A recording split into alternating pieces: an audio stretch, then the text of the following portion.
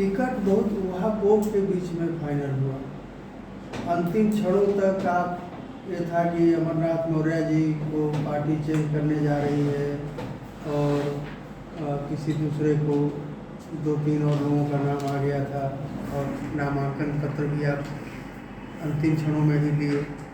तो इसके पीछे क्या था? क्या पार्टी को आपके ऊपर पूरा भरोसा नहीं है या नहीं था, या कुछ आपके अंदर ही कुछ विरोधी सक्रिय थे कि इनको न आने दिया जाए? इसके पीछे क्या है? पहले तो बहुत बहुत धन्यवाद।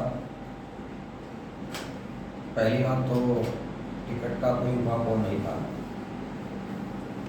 14 अप्रैल परम पूज्य बाबा साहब डॉक्टर अम्बेडकर के जन्म दिवस के अवसर पर लगभग 2 बजे मेरा टिकट समाजवादी पार्टी के राष्ट्रीय अध्यक्ष श्री अखिलेश यादव जी ने घोषित किया। और रही बात आप टिकट की उठाव की, इस तरह की कोई बात ही नहीं। इस बार हमारे राष्ट्रीय अध्यक्ष श्री अखिलेश यादव जी ने कोई आवेदन नहीं किया गया था।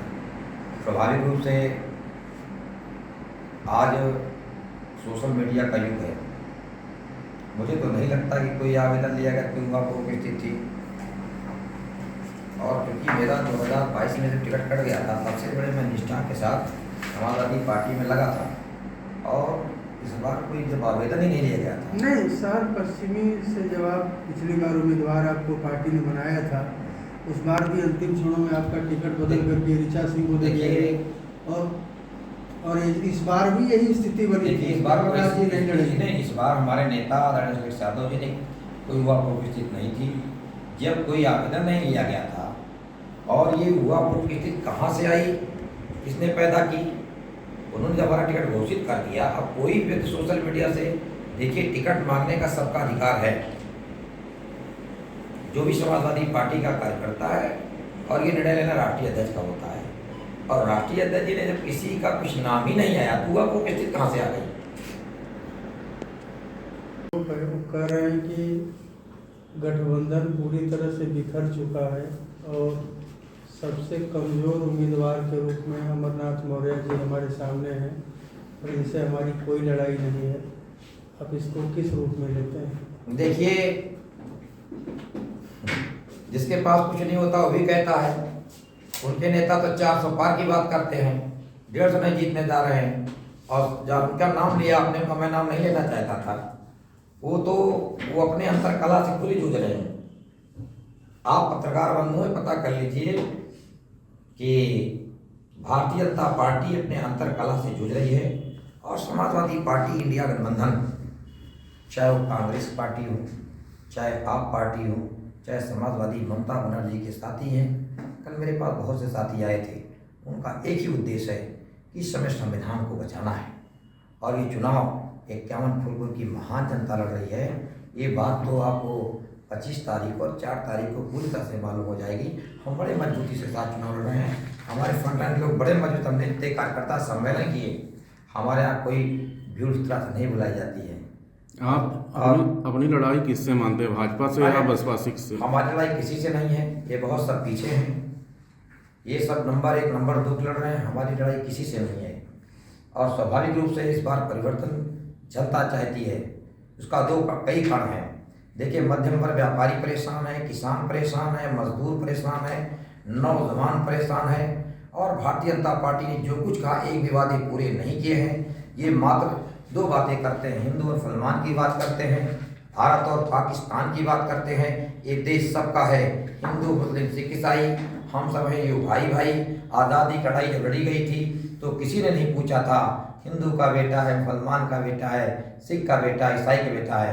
अंग्रेज भी बहुत घमंड में थे, फिर भी वहाँ के लोग, यहाँ के लोगों ने चाहा, यहाँ से उनकी विदाई हो गई थी। आज भी भारतीय जनता पार्टी सोच रही है कि जिस तरह से इस देश के प्रधानमंत्री 5 किलो राशन की गारंटी लेते हैं, आप पत्रकार बंधु हैं, गारंटी लेनी चाहिए थी इनको।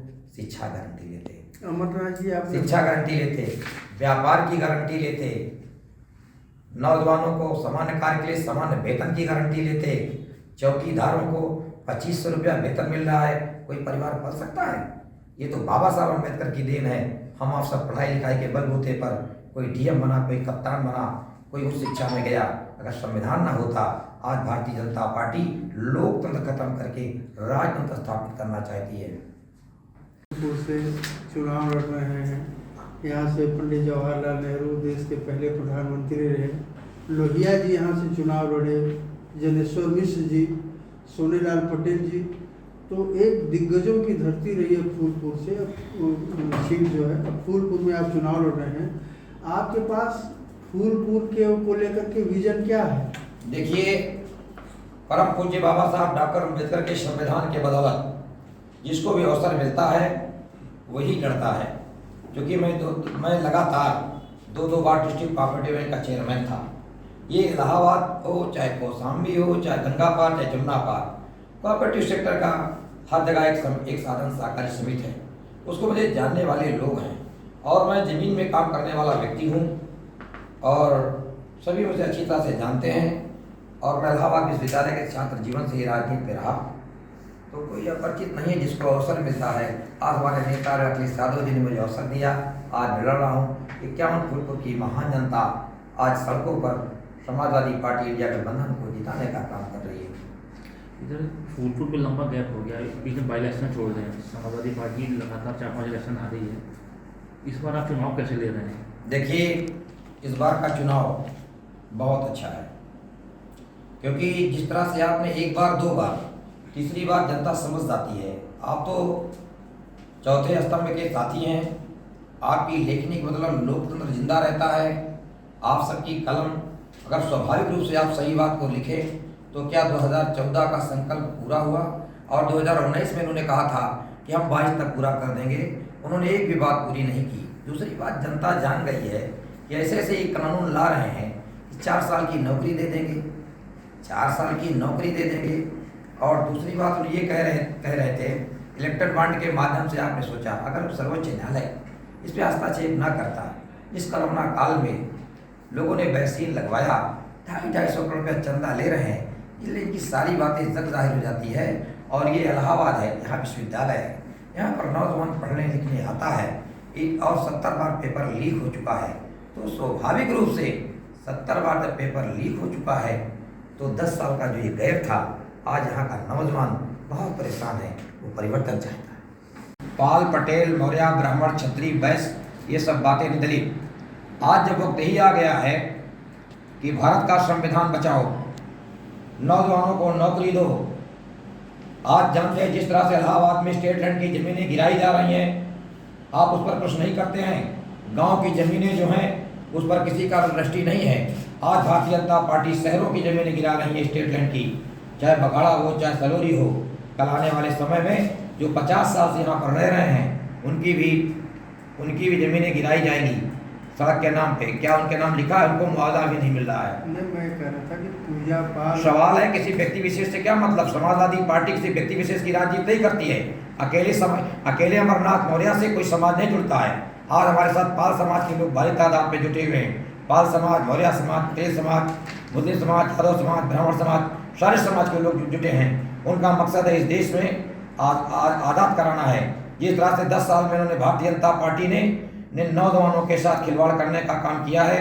आज 10 साल ओवर एज हो गए हैं। लोग हॉस्टल में चले जा करके आप अपने लेखनी को तेज करिए। आखिरकार जब पेपर लीक हो रहा है उस करिए। कोई जातिवादी नहीं है और ये सब काम न्यायपालिका का है। जो न्यायपालिका करती है उसको हम मानते हैं। पटेल जी सांसद बने हैं, इस बार भाजपा ने भी पटेल खड़ा किया है। देखिए, मौर्य समीकरण कहाँ से आया? देखिए, मैं जातिवादी नहीं, नंबर 1 नोट करिए, मैं जातिवाद नहीं मानता। हमारे नेता अखिलेश यादव जी ने सबको सम्मान देने का काम किया है। पटेल समाज के बेटों को भी 10-11 टिकट मिले हैं सर, और उनको हिस्सेदारी और भागीदारी मिली है। पटेल, पाल, मौर्य का चुनाव नहीं है, ये जाति का चुनाव नहीं है, ये जमात का चुनाव है, ये संविधान बचाने का चुनाव है। ये शिक्षा में जिस तरह 10,000 रुपये पा रहे हैं, इस समय कोई जाति पाति का चुनाव नहीं है। आप लोग पटेल, पाल, मौर्य में को बांटते हैं। ये इलाहाबाद की धरती है, ये बुद्धिजीवियों की नगरी है। यहाँ पर हाई कोर्ट है, यहाँ पर विश्वविद्यालय है, यहाँ पर विश्वविद्यालय है, यहाँ सारी चीज़ें हैं। एक जातिवाद हमारी पार्टी नहीं मानती। हम जमात जोड़ने का काम करते हैं और सर्व वर्ग के लोग, सभी वर्ग के लोग आज भारतीय जनता पार्टी को हराना चाहते हैं। लेकिन 2 चुनाव में भारतीय जनता पार्टी ने जो अपना संकल्प पत्र था वो पूरा नहीं किया है। मालूम नहीं गया है, तो उस आप क्षेत्र में जा रहे हैं तो उससे लिए कुछ लोग और आप लोग भी नहीं गए मंदिर में दर्शन करने के लिए, राम मंदिर अयोध्या? देखिए ये मुद्दा गलत है। राम सबके हैं, राम सबके आराध्य हैं, पूजा पाठ करना है। मैं कोई पूजा दिखा की जाती है क्या? पूजा मीडिया में छपा के नहीं की जाती पूजा। सबके ईश्वर, ईश्वर अल्लाह तेरे नाम, सबको सम्मत दे भगवान, हम मानने वाले लोग हैं। हमारे नेता अखिलेश यादव जी सर्व समाज को मानते हैं और सर्व समाज को भागीदारी हिस्सेदारी देने का काम किया। चाहे पटेल का बेटा हो, चाहे पाल का बेटा हो, चाहे मौर्य का बेटा हो, चाहे ब्राह्मण का बेटा हो, चाहे मुस्लिम का बेटा हो, सबको टिकट देकर के सम्मान देने का काम किया है। और पूजा पाठ आस्था का विषय व्यक्तिगत होता है, वो फोटो खिंचा के नहीं किया जाता है। आप भी आस्था करते हैं, हम भी आस्था है, तो ये अपना व्यक्तिगत मामला है। नहीं ये बात नहीं, उन्होंने कहा कि जैसे कि अमरनाथ मौर्य जी की पार्टी ने और उनके प्रदेश अध्यक्ष ने राम मंदिर की न्योता को ठुकरा दिया। ये देखिए कोई बात नहीं है। जब उनको देखिए नहीं क्या भारतीय जनता पार्टी के कहने से पूजा पाठ शुरू किया जाएगा? भगवान राम सबके आराध्य हैं, भगवान राम सबके आराध्य हैं। पूजा पाठ करना भारतीय जनता पार्टी सिखाएगी। राम पहले भी थे, राम पहले थे, राम आज भी हैं, राम महाराज सबके हैं। और अगर भारतीय जनता पार्टी कहे कि हमको कहाँ पूजा करना है, कहाँ पाठ करना है, देखिए सबको इबादत करने का अधिकार है। हिंदू मुस्लिम सिख ईसाई हम सब हैं भाई भाई, ये देश सबका है। और उस भीतर घात का आपको क्या फायदा मिलेगा? स्वाभाविक रूप से भाजपा के कुछ लोग क्या आपके संपर्क में है जो भीतर? देखिए हम किसी के संपर्क में नहीं हैं। जो लोग भारतीय संविधान को बचाना चाहते हैं, जो लोग नौजवानों को नौकरी दिलाना चाहते हैं, जो लोग मध्यम वर्ग व्यापारियों के रोजगार को बढ़ाना चाहते हैं, जो लोग आज इलाहाबाद के विकास की गंगा को बहाना चाहते हैं, जो लोग चाहते हैं, फूलपुर में अभी कटाई मिल लगी थी, वो आज तक 10 साल में वो चली नहीं। फूलपुर में महुआइमा में जो कटाई मिल लगी हुई थी वो चली नहीं। तो इस तरह मेरे 10 साल में इन्होंने इलाहाबाद जैसे बड़े एक भी प्रोजेक्ट बता दीजिए जो बड़ा करने का काम किया था। आज इलाहाबाद के आप चले जाइए, लेबर चौराहा बना हुआ है। आप चले जाइए यहाँ पर मुड़ेरा में लेबर खड़े हुए हैं, जहाँ 2.5-2.5, 3-3, 4-400 की भीड़ लगती है। स्वाभाविक रूप से आप गारंटी किसकी लेते हैं? मात्र 5 किलो राशन की। अगर 5 किलो राशन की गारंटी पूर्व में कांग्रेस की सरकार लेती तो आज क्या आप यहाँ पढ़े लिखे होते? आज पढ़ लिख करके आज लेख ही न चलाते और मैं आज 51 फूलपुर लोकसभा का प्रत्याशी न होता। ये दिन संविधान की है। फूलपुर में कौन सा एक बड़ा काम आपने देखिए, जो प्राथमिकता का काम पे देखिए ये इलाहाबाद से प्रयागराज कहते हैं, ये बड़ा यहीं से राजनीति पूरे देश की चलती थी।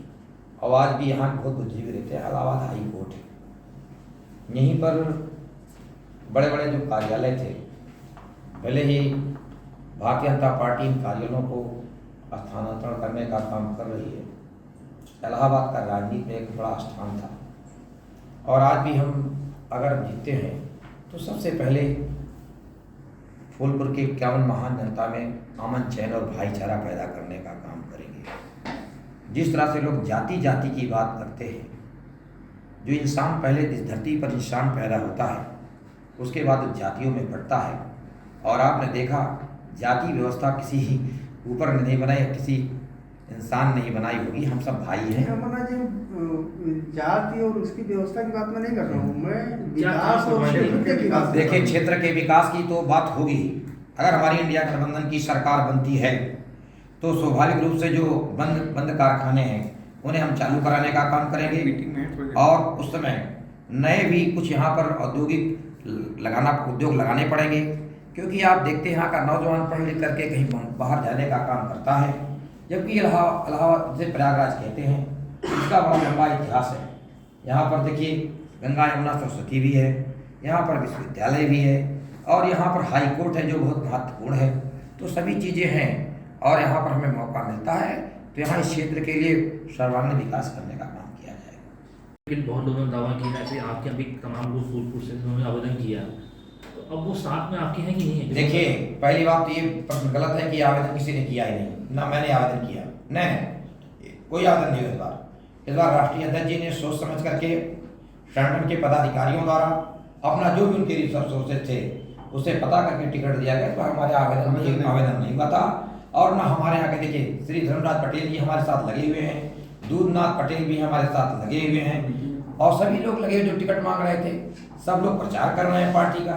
ऐसा कुछ ये भी आपने कहा टिकट मांग रहे थे? नहीं, टिकट देखिए, टिकट कोई मांगने का मतलब हम भी गए थे, सारे लोग मिलने गए थे। जो राष्ट्रीय अध्यक्ष निर्णय था, हमारे आवेदन नहीं लिया गया था इस बार, कोई आवेदन लिया गया। उससे आपको पिछड़ा लग रहा है।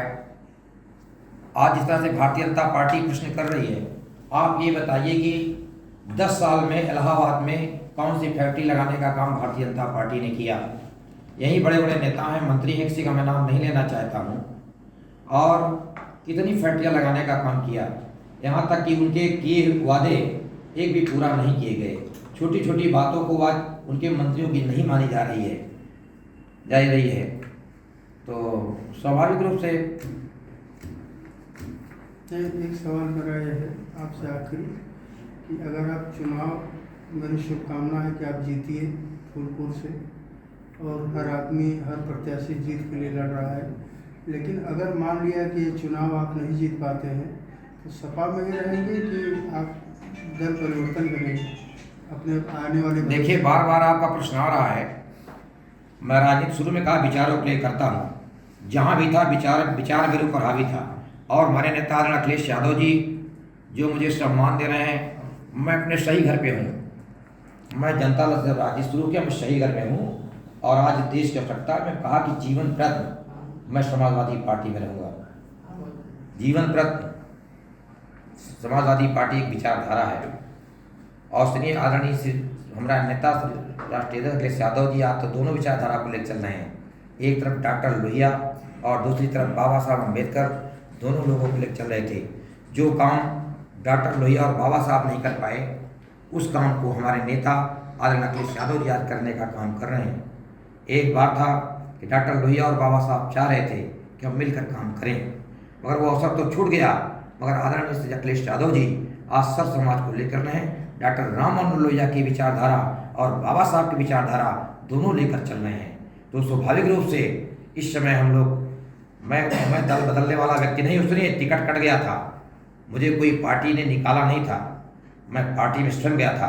जिस पार्टी में पिछड़ों, दलितों, कमजोर वर्गों का कोई सम्मान ना हो, जो पार्टी कहती हो। इस देश के प्रधानमंत्री जी ने कहा था कि मैं गरीब घर में बेटा हूँ, चाय बेचने वाले का बेटा हूँ। आज भाषण बदल जाते हैं, हर दौर में, हर चुनाव में माननीय प्रधानमंत्री के भाषण बदल जाते हैं। पहले कहे चाय वाले का बेटा हूँ, मैं दलित, मैं पिछड़ा हूँ, इसलिए लोग मुझे नीच कहते हैं। तरह तरह की बातें वो करते थे, मगर आज उनका भाषण बदल गया। कहा मैं आरक्षण का विरोधी हूँ, आरक्षण मैं नहीं चाहता हूँ। वो समय समय पर तरह तरह की बातें करते रहते हैं। तो स्वाभाविक रूप से इस क्षेत्र की जनता जान चुकी है, और 51 फूलपुर की महान जनता परिवर्तन करने जा रही है। अगर आप ये वीडियो YouTube पर देख रहे हैं तो हमारे चैनल को सब्सक्राइब करें और बेल आइकन को दबाना ना भूलें। अगर आप Facebook पर ये वीडियो देख रहे हैं तो हमारे पेज को लाइक करें।